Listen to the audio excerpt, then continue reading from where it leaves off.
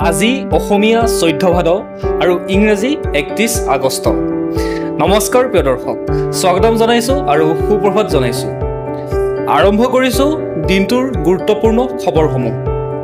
আজিৰ খবৰসমূহৰ মাজত আছে সখী এক্সপ্ৰেছ অৰুণোদয়ৰ পৰা অশোক সিংহলৰ নিলম্বনৰ দাবীলৈকে। আজিৰ খবৰসমূহৰ মাজত আছে মহাপুৰুষ শংকৰদেৱ গুৰুজনাৰ সৃষ্ট বৃন্দাবনী বস্ত্ৰৰ পৰা আছুৰ জংগী আন্দোলনৰ ঘোষণালৈকে। আজিৰ খবৰসমূহৰ মাজত আছে মোদীৰ চীন ভ্ৰমণৰ পৰা জাপানত কৰা চুক্তিলৈকে। আজিৰ খবৰসমূহৰ মাজত আছে হিন্দু আইনৰ ন্যায়ালয়ৰ নতুন ঘোষণাৰ পৰা শুল্ক নীতিলৈকে। খবৰসমূহ আৰম্ভ কৰাৰ আগতে আপোনালোকে যদি এতিয়াও আমাৰ চেনেলটো ছাবস্ক্ৰাইব কৰা নাই তেতিয়াহ'লে চেনেলটো ছাবস্ক্ৰাইব কৰি ল'ব, লগতে নটিফিকেশ্যন বেল আইকনটো প্ৰেছ কৰি ল'ব আৰু ভিডিঅ'টো যদি ভাল পাইছে তেতিয়াহ'লে এটা লাইক কৰিবলৈ নাপাহৰিব।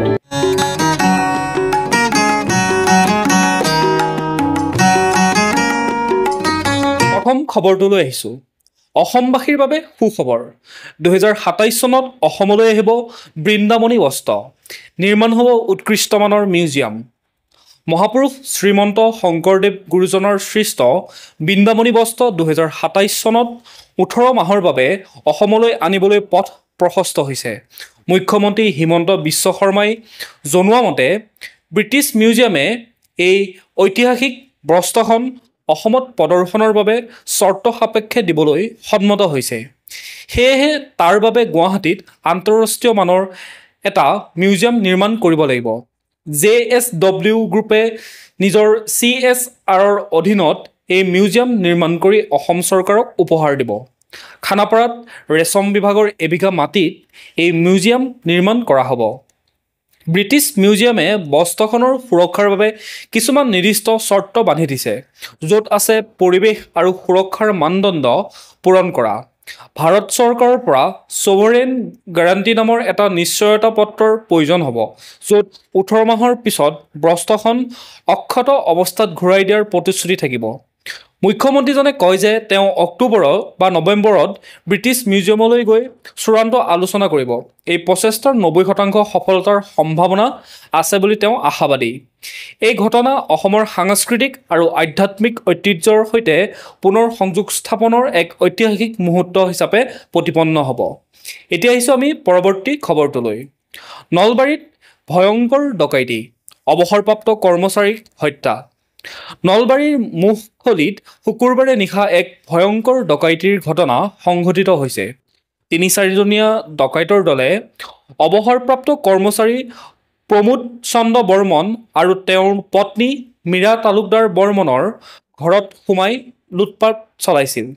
ডকাইতসকলে প্ৰমোদ বৰ্মনক গামোচাৰে মেৰিয়াই হত্যা কৰে আৰু মীৰাক চকু মুখ বান্ধি অচেতন কৰিবলৈ চেষ্টা কৰে। মীৰাই অচেতনৰ ভাও জুৰি প্ৰাণ ৰক্ষা কৰে। ডকাইতৰ দলে সোণৰ অলংকাৰ আৰু নগদ ধন লুটি লৈ যায়। ঘটনাস্থলীত ডকাইতৰ দলে পেলাই থৈ যোৱা গামোচা, ৰছী, মাস্ক আদি উদ্ধাৰ হৈছে। আৰক্ষীয়ে তদন্ত আৰম্ভ কৰিছে ইতিমধ্যে, আৰু এই ঘটনাই ইতিমধ্যে সেই অঞ্চলটোত তীব্ৰ চাঞ্চল্যৰ সৃষ্টি কৰিছে। এতিয়া আহিছোঁ পৰৱৰ্তী খবৰটোলৈ। অনুপ্ৰৱেশকাৰীৰ বিৰুদ্ধে তীব্ৰ অভিযান কৰাৰ প্ৰতিশ্ৰুতি মুখ্যমন্ত্ৰীৰ। মুখ্যমন্ত্ৰী হিমন্ত বিশ্ব শৰ্মাই গুৱাহাটীৰ লোকসেৱা ভৱনত শনিবাৰে এক সংবাদমেলত কয় যে অসমত অবৈধ অনুপ্ৰৱেশকাৰীৰ বিৰুদ্ধে অভিযান অব্যাহত আছে আৰু আগন্তুক দিনত ইয়াক অধিক তীব্ৰতৰ কৰা হ'ব। তেওঁ জনোৱা মতে সীমান্তত অনুপ্ৰৱেশৰ লগে লগে ধৰা পৰা ব্যক্তিক তৎক্ষণাত ঘূৰাই পঠিওৱা হৈছে আৰু 1971 পিছত অহা অনুপ্ৰৱেশকাৰীক চিনাক্ত কৰি ঘূৰাই পঠোৱাৰ কামো চলি আছে। শুকুৰবাৰে 26জন আৰু শেহতীয়াকৈ 33জন বাংলাদেশী অনুপ্ৰৱেশকাৰীক ঘূৰাই পঠিওৱা হৈছে বুলিও তেওঁ সামাজিক মাধ্যমতো উল্লেখ কৰিছিল। মুখ্যমন্ত্ৰীয়ে এই বিষয়ত কেন্দ্ৰীয় গৃহমন্ত্ৰী অমিত শ্বাহৰ সংসদত দিয়া বক্তব্যৰ কথা উল্লেখ কৰি কয় যে এই সমস্যা অতি গুৰুতৰ। এতিয়া আহিছোঁ পৰৱৰ্তী খবৰটোলৈ। অসমক ইছলামিক প্ৰদেশ কৰাৰ চিন্তাৰ বিৰুদ্ধে আমি কাম কৰিম। মুখ্যমন্ত্ৰীৰ স্পষ্ট কথা। মাদানীৰ মতামত গ্ৰহণ কৰিহে কংগ্ৰেছে নিৰ্বাচনত টিকট দিয়ে। মুখ্যমন্ত্ৰী হিমন্ত বিশ্ব শৰ্মাই শনিবাৰে গুৱাহাটীৰ লোকসেৱা ভৱনত এক সংবাদমেলত আৰছাদ মাদানীৰ প্ৰভাৱৰ বিৰুদ্ধে কঠোৰ মনোভাৱ প্ৰকাশ কৰে। তেওঁ কয় যে বিজেপি শাসনৰ পিছত অসমত মাদানীৰ প্ৰভাৱ কমি হিৰোৰ পৰা জিৰ' হৈছে। তেওঁ অভিযোগ কৰে যে কংগ্ৰেছে নিৰ্বাচনৰ টিকট বিতৰণত মাদানীৰ মতামতক গুৰুত্ব দিয়ে। 2011ত শিক্ষামন্ত্ৰী থকাৰ সময়ত মাদানীয়ে টেট শিক্ষকক নিযুক্তি বন্ধ কৰিবলৈ চেষ্টা কৰিছিল যদিও মুখ্যমন্ত্ৰী হিমন্ত বিশ্ব শৰ্মাই তাক ব্যৰ্থ কৰিছিল। শৰ্মাই দাবী কৰে যে মাদানীৰ দৰে লোকে অসমক দুৰ্বল কৰাৰ ষড়যন্ত্ৰ কৰিছে আৰু তেওঁ তেনে চিন্তাধাৰাৰ বিৰুদ্ধে যুদ্ধ চলাই যাব বুলিও উল্লেখ কৰে। লগতে তেওঁ উল্লেখ কৰে যে মাদানীৰ দৰে লোকৰ সৈতে হৰ্ষমন্দাৰ, হামিদ আদি শেহতীয়াকৈ অসমলৈ আহি অশান্তিৰ চেষ্টা কৰিছে বিভিন্ন ব্যক্তিয়ে। তেওঁ স্পষ্ট কৰে যে বিজেপিয়ে শক্তিশালীভাৱে অসমক ইছলামিক প্ৰদেশ কৰাৰ যিকোনো চিন্তাৰ বিৰুদ্ধে কঠোৰভাৱে কাম কৰিব আৰু উচ্ছেদ অভিযান অন্যান্য বহু কাৰ্যসূচীৰ জৰিয়তে বিজেপিৰ এজেণ্ডা অব্যাহত থাকিব বুলি তেওঁ মন্তব্য প্ৰদান কৰে। এতিয়া আহিছোঁ আমি পৰৱৰ্তী খবৰটোলৈ। নুনমাটি দীঘলীপুখুৰী উৰণ সেতুৰ নিৰ্মাণ সমস্যা, এইবাৰ আছুৰ জংগী আন্দোলনৰ হুংকাৰ। গুৱাহাটীৰ নুনমাটিৰ পৰা দীঘলীপুখুৰীলৈ নিৰ্মাণ হৈ থকা উৰণ সেতুৰ কামৰ বাবে ৰাস্তা পথৰ অৱস্থা অতি শোচনীয় হৈ পৰিছে। গাঁত পানী আৰু ট্ৰেফিক জামৰ ফলত ৰাইজৰ চলাচল অতি কঠিন আৰু বিপদজনক হৈ পৰিছে। বিভাগীয় সমন্বয়ৰ অভাৱ আৰু ঠিকাদাৰৰ গাফিলতিৰ বাবে এই সমস্যাৰ সৃষ্টি হৈছে বুলি অভিযোগ কৰিছে সদৌ গুৱাহাটী ছাত্ৰ সন্থা আছুৱে। শনিবাৰে লোক নিৰ্মাণ বিভাগৰ মুখ্য অভিযন্তাৰ কাৰ্যালয়ত ঘেৰাও কৰি প্ৰতিবাদী কাৰ্যসূচী গ্ৰহণ কৰে। আছুৰ সাধাৰণ সম্পাদক প্ৰাঞ্জল ডেকা আৰু সভাপতি কমল মহন্তই কয় যে এই পথৰ নিৰ্মাণ আৰু মেৰামতিৰ কাম নিৰ্দিষ্ট সময়সীমাৰ ভিতৰত সম্পূৰ্ণ কৰাৰ ব্যৱস্থা নকৰিলে এসপ্তাহৰ ভিতৰত তীব্ৰ আন্দোলনৰ পথ বাছি ল'ব আছুৱে। তেওঁলোকে অসম চৰকাৰ আৰু লোক নিৰ্মাণ বিভাগৰ দায়িত্বহীনতাৰ সমালোচনা কৰি ৰাস্তা মেৰামতিৰ নিৰ্দিষ্ট সময়সূচী ঘোষণাৰ বাবেও দাবী জনায়। এইখিনিতে সকলোৱে জানি লওক দিনটোৰ বতৰৰ খবৰ। আজি অসমত বৰষুণৰ প্ৰভাৱ অব্যাহত থাকিব পাৰে, যাৰ ফলত আকাশ মেঘাচ্ছন্ন হৈ থকাৰ লগতে বিভিন্ন স্থানত বজ্ৰপাতৰ সৈতে বৰষুণ হোৱাৰ সম্ভাৱনা আছে। গুৱাহাটী আৰু ইয়াৰ আশে-পাশে থকা অঞ্চলত দিনত তাপমাত্ৰা প্ৰায় 33 ডিগ্ৰী চেলছিয়াছৰ আশে-পাশে থাকিব, আনহাতে নিশা তাপমাত্ৰা 27 ডিগ্ৰী চেলছিয়াছৰ ওচৰা-ওচৰি হ'ব। বৰষুণৰ সম্ভাৱনা 60%ৰো অধিক, যাৰ বাবে পানী জমা হোৱা, ভূমিস্খলন আৰু বতাহৰ গতি প্ৰায় ঘণ্টাত 10ৰ পৰা 15 কিলোমিটাৰ সম্ভাৱনা থাকিব পাৰে বুলি জনাইছে বতৰ বিজ্ঞান কেন্দ্ৰই। এতিয়া আমি আহিছোঁ পৰৱৰ্তী খবৰটোলৈ। শ্ৰীভূমিৰ স্কুলত চাঞ্চল্য, ছাত্ৰৰ বেগৰ পৰা হস্তনিৰ্মিত পিষ্টল উদ্ধাৰ। কৰিমগঞ্জৰ শ্ৰীভূমি ফ্ৰণ্টিয়াৰ ছিনিয়ৰ ছেকেণ্ডাৰী স্কুলত এক চাঞ্চল্যকৰ ঘটনা সংঘটিত হৈছে। উচ্চতৰ মাধ্যমিক প্ৰথম বৰ্ষৰ এজন ছাত্ৰৰ বেগৰ পৰা এটা হস্তনিৰ্মিত পিষ্টল উদ্ধাৰ হৈছে। ঘটনাটো জানিব পাৰি স্কুল কৰ্তৃপক্ষই কৰিমগঞ্জ আৰক্ষীক খবৰ দিয়ে। আৰক্ষীয়ে পিষ্টলটো জব্দ কৰি ছাত্ৰজনক থানালৈ লৈ যায়। এই ঘটনাই শ্ৰীভূমি অঞ্চলত তীব্ৰ চাঞ্চল্যৰ সৃষ্টি কৰিছে। এতিয়া আহিছোঁ পৰৱৰ্তী খবৰটোলৈ। অশোক সিংহলক মন্ত্ৰীসভাৰ পৰা নিলম্বন কৰাৰ দাবীৰে কামৰূপ জিলা কংগ্ৰেছৰ তীব্ৰ প্ৰতিবাদী কাৰ্যসূচী। কামৰূপ জিলা কংগ্ৰেছ কমিটিয়ে অসমৰ মন্ত্ৰী অশোক সিংহলৰ বিৰুদ্ধে তীব্ৰ প্ৰতিবাদ স্বৰূপে ডিমু পালাৰাত বিক্ষোভ প্ৰদৰ্শন কৰিছে।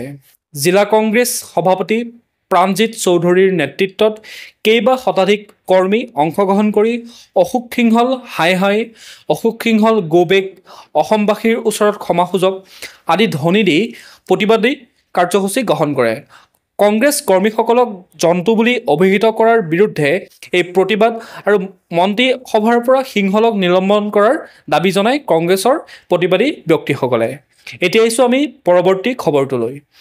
নিবেদিতাৰ ভুৱা ফেচবুক পোষ্টে যোৰহাটত সৃষ্টি কৰিলে চাঞ্চল্য।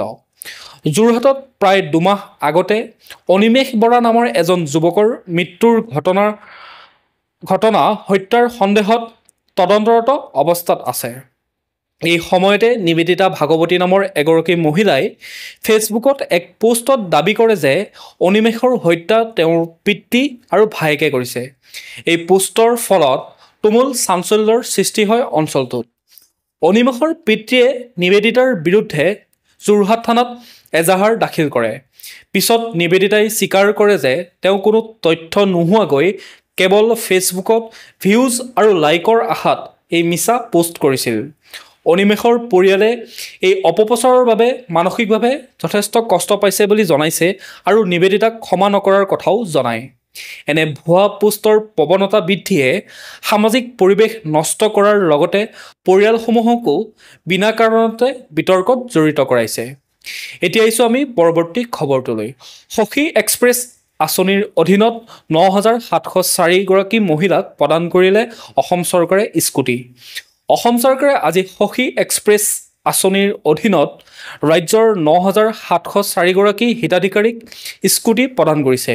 এই স্কুটি অসম ৰাজ্যিক গ্ৰামীণ জীৱিকা অভিযানৰ কমিউনিটি কেডাৰসকলৰ বাবে, যাতে তেওঁলোকৰ আত্মসহায়ক গোটৰ কাম কাজ গতিশীল হয়, যাতায়াতৰ খৰচ কমে আৰু উপাৰ্জন বৃদ্ধি পায়। এই উপলক্ষে খানাপাৰাৰ পশু চিকিৎসা বিজ্ঞান মহাবিদ্যালয়ৰ খেলপথাৰত এক বিশেষ কাৰ্যসূচী অনুষ্ঠিত হয়, য'ত মুখ্যমন্ত্ৰী হিমন্ত বিশ্ব শৰ্মা আৰু পঞ্চায়ত তথা গ্ৰামোন্নয়ন মন্ত্ৰী ৰঞ্জিত কুমাৰ দাস উপস্থিত থাকে। এতিয়া আহিছোঁ আমি পৰৱৰ্তী খবৰটোলৈ। পংকজ কাকতিৰ বাসগৃহত CM ভিজিলেন্সৰ অভিযান। আয় বহিৰ্ভূত সম্পত্তিৰ অভিযোগ। গুৱাহাটীৰ ৰুক্মিণী গাঁৱৰ সানন্দা এপাৰ্টমেণ্টৰ বি ব্লকৰ 402 নং ফ্লেটত CMৰ বিশেষ ভিজিলেন্স চেলে ঔষধ পৰিদৰ্শক পংকজ কাকতিৰ ঘৰত চলাইছে অভিযান। আয় বহিৰ্ভূত সম্পত্তিৰ অভিযোগত 7/8 জনীয়া এটা দলে পুৱাৰ পৰা এই তালাচী অভিযান আৰম্ভ কৰিছে। জানিব পৰা মতে পংকজ কাকতিৰ নামত গুৱাহাটীত 4টা স্থানত মাটি সম্পত্তি আছে আৰু লখৰাত তেওঁ এটা বৃহৎ অট্টালিকা ভাড়াত দিছে। পূৰ্বে তেওঁ শোণিতপুৰত কৰ্মৰত আছিল। এই অভিযানত ভিজিলেন্সে তেওঁৰ সম্পত্তিৰ উৎসৰ তদন্ত ইতিমধ্যে আৰম্ভ কৰিছে। এতিয়া আহিছোঁ আমি পৰৱৰ্তী খবৰটোলৈ। চিমেণ্ট চাপৰিত কংগ্ৰেছৰ ভোটাৰ অধিকাৰৰ যুৱ সন্মিলনত বিজেপিৰ বিৰুদ্ধে হুংকাৰ। ধেমাজি জিলাৰ চিমেণ্ট চাপৰিত শনিবাৰে কংগ্ৰেছ দলৰ ভোটাৰ অধিকাৰৰ যুৱ সন্মিলন শীৰ্ষক এক বিশাল সন্মিলন অনুষ্ঠিত হয়। বৰষুণৰ মাজেৰেও চিমেণ্ট চাপৰি সেই বিহুতলীত প্ৰায় 52,000 লোকে অংশগ্ৰহণ কৰে, যিয়ে বিজেপিৰ ভেটি কঁপাই দিয়ে। AICCৰ সাধাৰণ সম্পাদক জিতেন্দ্ৰ সিং, অসম কংগ্ৰেছৰ তত্ত্বাৱধায়ক বিকাশ উপাধ্যায়, প্ৰাক্তন সাংসদ ৰাণী নৰহ, মন্ত্ৰী ৰাজীৱ লোচন পেগুসহ শীৰ্ষ নেতা এই বৈঠকত উপস্থিত আছিল। প্ৰদেশ কংগ্ৰেছৰ সভাপতি গৌৰৱ গগৈয়ে 2024 নিৰ্বাচনৰ ৰণনীতি বজাই বিজেপি চৰকাৰক তীব্ৰভাৱে সমালোচনা কৰে। তেওঁ গৃহমন্ত্ৰী অমিত শ্বাহৰ গুৱাহাটী সভাক ফ্লপ আখ্যা দি অসমক বানমুক্ত কৰা, 6 নং চুক্তি কাৰ্যকৰীকৰণ কৰা, খিলঞ্জীয়া উচ্ছেদসহ বহুতো প্ৰশ্ন উত্থাপন কৰা দেখা যায়। এতিয়া আহিছোঁ আমি ৰাষ্ট্ৰীয় গুৰুত্বপূৰ্ণ খবৰসমূহলৈ। মোদীৰ জাপান ভ্ৰমণ। বুলেট ট্ৰেইন যাত্ৰাৰ লগতে 13খন চুক্তি আৰু ছেমিকণ্ডাক্টৰত সহযোগিতা। প্ৰধানমন্ত্ৰী নৰেন্দ্ৰ মোদীৰ জাপান ভ্ৰমণত জাপানৰ প্ৰধানমন্ত্ৰী শিগেৰু ইচিবাৰ সৈতে বুলেট ট্ৰেইনত টকিঅ'ৰ পৰা চেন্নাইলৈ যাত্ৰা কৰি ছেমিকণ্ডাক্টৰ প্লাণ্ট পৰিদৰ্শন কৰে। এই ভ্ৰমণত ভাৰত আৰু জাপানে 13খন গুৰুত্বপূৰ্ণ চুক্তি স্বাক্ষৰ কৰে, য'ত ছেমিকণ্ডাক্টৰ, স্বচ্ছ ইন্ধন, টেলিকম আৰু চন্দ্ৰযান 5ৰ বাবে মহাকাশ সহযোগিতাৰ কথাও উল্লেখ আছে। জাপানে ভাৰতত 10 ট্ৰিলিয়ন য়েন অৰ্থাৎ ভাৰতীয় মূল্যত প্ৰায় 60,000 কোটি টকাৰ বিনিয়োগৰ প্ৰতিশ্ৰুতি দিয়ে। 10 বছৰীয়া ৰোডমেপত অৰ্থনৈতিক সুৰক্ষা, গতিশীলতা, পৰিৱেশ, প্ৰযুক্তি আৰু জনসাধাৰণৰ মাজত আদান প্ৰদানৰ ওপৰত গুৰুত্ব দিয়া হৈছে। এই ভ্ৰমণে ভাৰত আৰু জাপানৰ কৌশলগত সম্পৰ্কক নতুন উচ্চতালৈ লৈ যায়। এতিয়া আহিছোঁ পৰৱৰ্তী খবৰটোলৈ। হিন্দু বিবাহত পঞ্জীয়ন বাধ্যতামূলক নহয়, এলাহাবাদ উচ্চ ন্যায়ালয়। এলাহাবাদ উচ্চ ন্যায়ালয়ে কৈছে যে হিন্দু পদ্ধতিৰে হোৱা বিবাহৰ বৈধতা পঞ্জীয়নৰ ওপৰত নিৰ্ভৰ নকৰে। বিবাহৰ আনুষ্ঠানিক পঞ্জীয়ন পত্ৰ নাথাকিলেও হিন্দু বিবাহ পদ্ধতিৰে বিয়া হোৱা দুই যুৱক যুৱতীৰ বিয়াক অবৈধ বুলি কোৱা নহ'ব। হিন্দু বিবাহ পদ্ধতিৰে বিয়াত বহিলেই সেই বিয়াক বৈধ হিচাপে মানি লোৱা হ'ব। হিন্দু বিবাহ আইন 1955 চনৰ পঞ্জীয়ন অনুসৰি কেৱল প্ৰমাণৰ বাবেহে, ই বাধ্যতামূলক নহয়।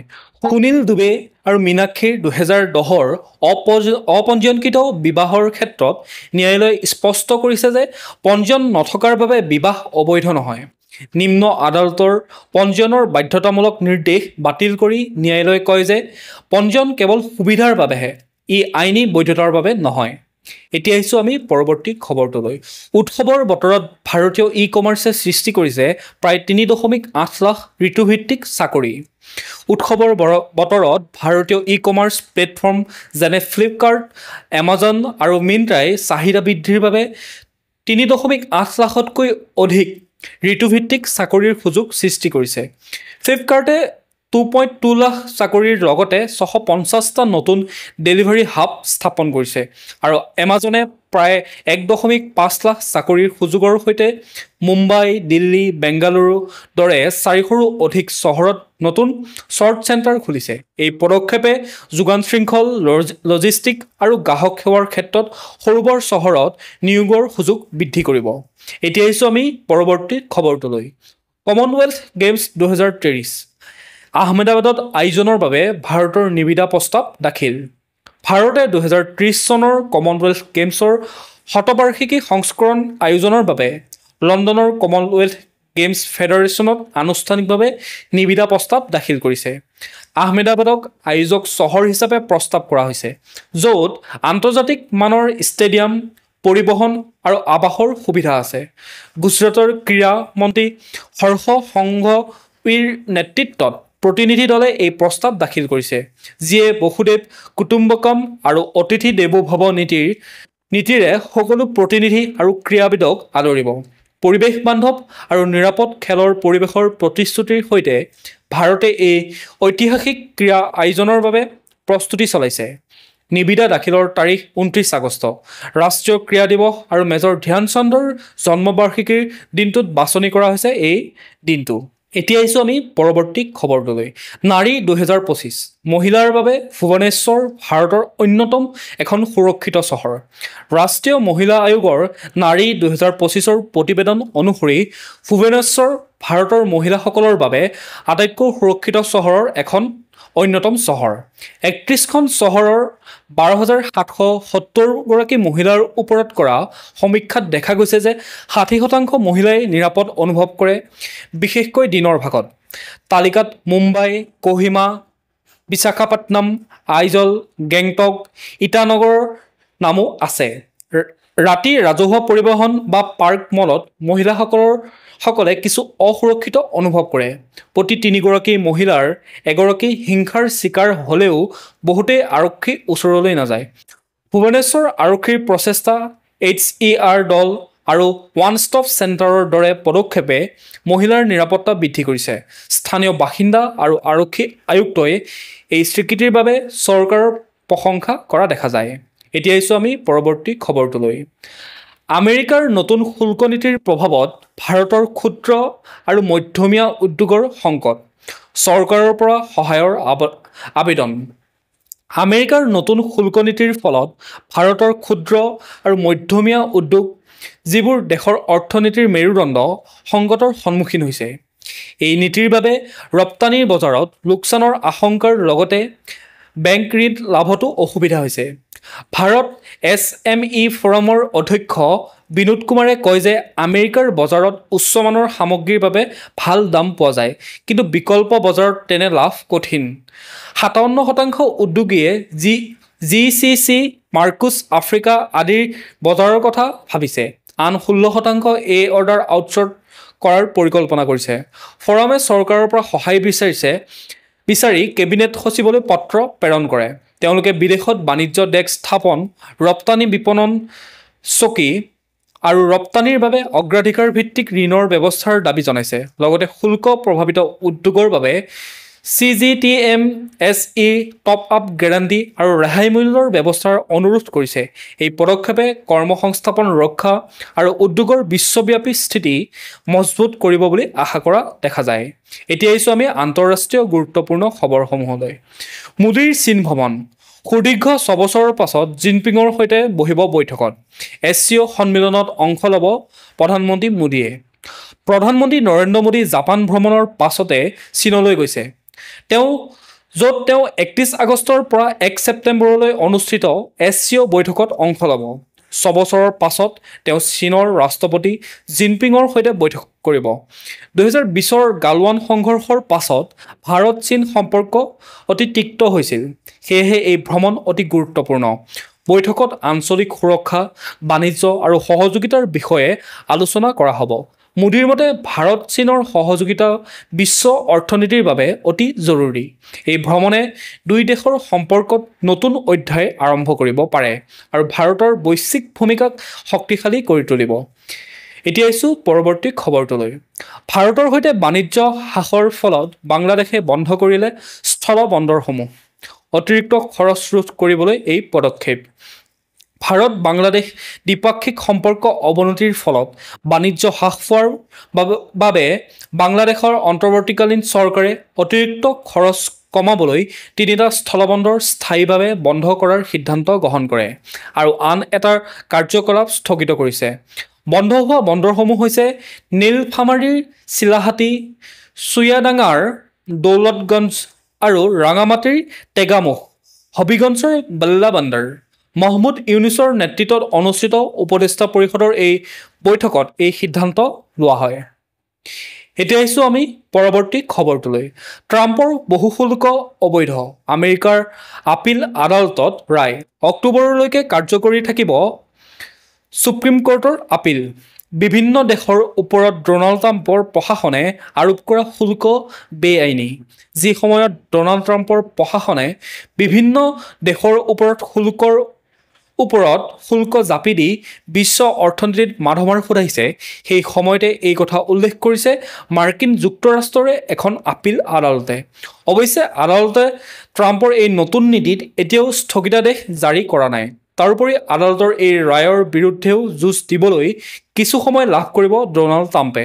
তেওঁ আপিল আদালতৰ ৰায়ৰ বিৰুদ্ধে উচ্চতম ন্যায়ালয়ত আবেদন কৰাৰ সুযোগ লাভ কৰিব। যদিহে উচ্চতম ন্যায়ালয়েও শুল্ক নীতিক অবৈধ আখ্যা দিয়ে, তেন্তে বিভিন্ন দেশৰ ওপৰত আৰোপ কৰা শুল্ক প্ৰত্যাহাৰ কৰিবলৈ বাধ্য হ'ব ট্ৰাম্প প্ৰশাসন। প্ৰিয় দৰ্শক, আজিৰ দিনটোৰ গুৰুত্বপূৰ্ণ খবৰসমূহ আছিল ইমানেই। আপোনালোকে যদি এতিয়াও আমাৰ চেনেলটো ছাবস্ক্ৰাইব কৰি লোৱা নাই, তেতিয়াহ'লে আমাৰ চেনেলটো ছাবস্ক্ৰাইব কৰি ল'ব, লগতে ন'টিফিকেশ্যন বেল আইকনটো প্ৰেছ কৰি ৰাখিব, যাতে প্ৰতিদিনে আমাৰ ভিডিঅ'ৰ আপডেটসমূহ পাই থাকে। এনেদৰে প্ৰতিদিনে একে সময়তে লগ পোৱাৰ প্ৰতিশ্ৰুতিৰে সকলোকে ধন্যবাদ জনাইছোঁ।